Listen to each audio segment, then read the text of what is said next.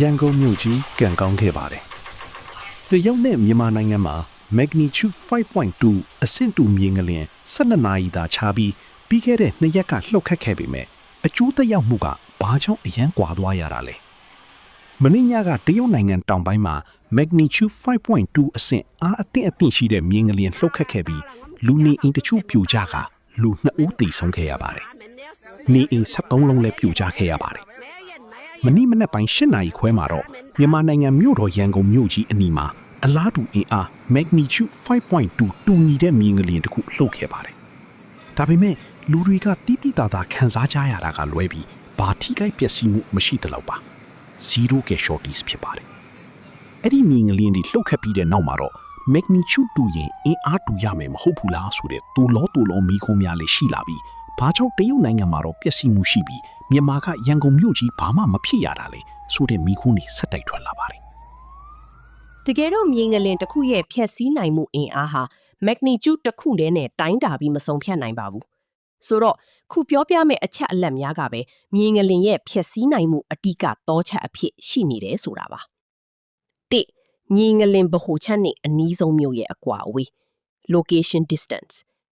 တရုတ်မြေငလင်လှုပ်ရှားမှုဟာအနီးဆုံးမြို့ကနေ14မိုင်ခန့်သာကွာဝေးပါတယ်ဒီ14မိုင်ဆိုတာအားအင်းအတင့်မြေငလင်လှုပ်ခတ်မှုအင်အားမြို့ပြတဲ့ကိုအလွယ်တကူဓာတ်ရိုက်ဝင်ရောက်သွားနိုင်တဲ့အကွာအဝေးတစ်ခုမှရှိနေတာပါ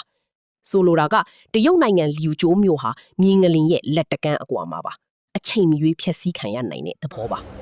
ဒါပေမဲ့မနက်ကလှုပ်ရှားခဲ့တဲ့မြန်မာမြေငလင်ကိုကြည့်ရင်မြေငလင်ဟာရန်ကုန်မြို့မှာတောင်ပတ်ဆူ26မိုင်ဝန်းကျင်အကွာကိုဗဟိုပြုခဲ့တာဖြစ်ပြီးတော့အားအင်းအတင်မြေငလင်ရဲ့လှုပ်ခတ်မှုအားတချို့က location ဝေးသွားလီအားအင်းညော့သွားလီဖြစ်လို့ရန်ကုန်မြို့ကြီးမှာပျက်စီးဆုံးရှုံးမှုမရှိပဲ zero casualties ဖြစ်ရခြင်းပါမြင်တာအောင်ပြောရင်မြေငလင်လှိုင်းတွေဟာရေထဲမှာကြောက်စရစ်ခဲပြစ်ချလိုက်တယ်လို့ပြန့်နှံ့သွားတာဖြစ်ပြီးဗဟိုချက်နဲ့နီးလီလှုပ်ခတ်မှုအင်အားကပြင်းထန်လီပါတမျိုးပြောရင်ရန်ကုန်မြို့ကြီးဟာ magnitude 5.1 အဆင့်မြေငလင်ရဲ့လက်လန်းမီတဲ့နေရာမှာရှိမနေခဲ့ပါဘူးဒီအချက်ကြောင့်ပဲရန်ကုန်မြို့ကြီးဟာဘာပျက်စီးမှုမှမဖြစ်ခဲ့ရတာပါနှစ်မြေအောက်အနက် depth တရုတ်မြန်မာနှစ်နိုင်ငံစလုံးမှာလှုပ်ခဲ့တဲ့မြေငလင်ဟာမြေအောက်အနက်တူ6မိုင်ခန့်သာရှိတာကြောင့်ဇောက်တိန်ငလင် shallow earthquake အမျိုးအစားဖြစ်ပြီးဇောက်တိန်နဲ့ငလင်တွေကအပေါ်ယံမြေမျက်နှာပြင်အနီးမှာစွမ်းအင်ထုတ်လွှတ်တာကြောင့်အန်ဒီယေကတိတိတာတာပိုများပါတယ်ဥပမာ magnitude 5.2 ချင်းတူပေမဲ့မြေအောက်6မိုင်အနက်မှာလှုပ်ရင်ခံစားရမှုပြင်းထန်နိုင်ပြီးမြေအောက်မိုင်60အနက်မှာလှုပ်ပါကမတိမတာလေးသာခံစားရမှာဖြစ်ပြီးတော့ပျက်စီးမှုပမာဏလည်းနည်းပါမယ်3အဆောက်အဦများရဲ့အည်အသွေး quality မြေငလင်တန်ခံနိုင်တဲ့အဆောက်အဦနဲ့မြေငလင်တန်မခံနိုင်တဲ့အဆောက်အဦမြေငလင်လှုပ်နေစဉ်မှာတုံ့ပြန်မှုအကျိုးသက်ရောက်မှုကအရန်ကွာခြားပါတယ်တချို့ဒေသတွေမှာအိမ်အိုးဟောင်းများအုတ်တိုက်အမာစာများ seismic design မပါဝင်တဲ့အဆောက်အဦတည်ဆောက်မှုများဟာ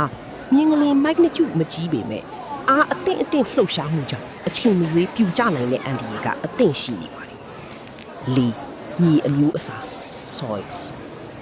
မြေသားပြော့တဲ့နေရာတွေမှာမြေငလင်လှိုင်းတွေဟာပိုပြီးတုန်ခါနေတတ်ပါတယ်။ဥပမာမြေဝမ်းလုံးမြေစိုထိုင်းစမြေတွေမှာတက်ရှိလူသားများဟာလှုပ်ခတ်မှုအားကိုအပြည့်အဝခံစားရနိုင်ပြီးတော့ကြောက်သားလိုမာကြောတဲ့နေရာတွေမှာတော့လှုပ်ခတ်အားခံစားမှုကတိတိတတ်တာကိုနည်းသွားတတ်ပါတယ်။ငါလူနေထူထပ်မှု civilization မြေငလျင်တစ်ခုလူနေထူတဲ့မြို့အနီးဗဟိုပြုလာပါက magnitude မကြီးပေမဲ့လူထိခိုက်မှုများနိုင်ပါတယ်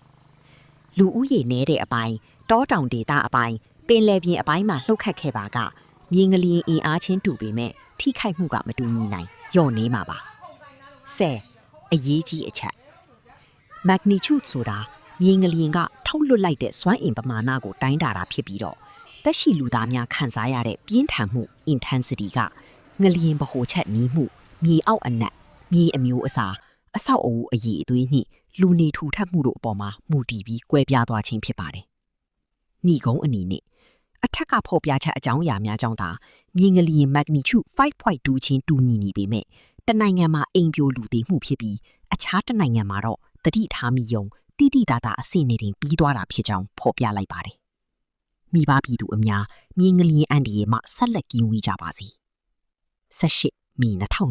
2026မြေငလျင်သတင်းများစံတာ မြန်မာမြေငလီတရုတ်ငလီ